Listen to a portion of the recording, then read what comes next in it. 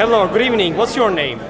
My name is Azad Azizyan, and I am one of the jury members of the 8th Kurdish New York Film Festival.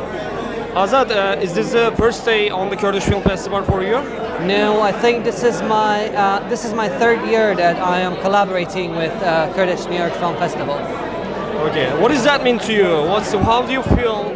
How do you feel to be a part of the Kurdish Film Festival in New York City? Can you explain? It's an important event for us as Kurds, especially because being in the U.S. and being that the first Kurdish Film Festival that exists at U.S. So it has been a very important event, not only for us because we bring all Kurds from all parts of the US and Europe and Kurdistan together, but also it's a space to introduce our cinema to non-Kurds, and that has been giving us a lot of good opportunities to do so. Thank you so much. Galaxy Pass. Thank you.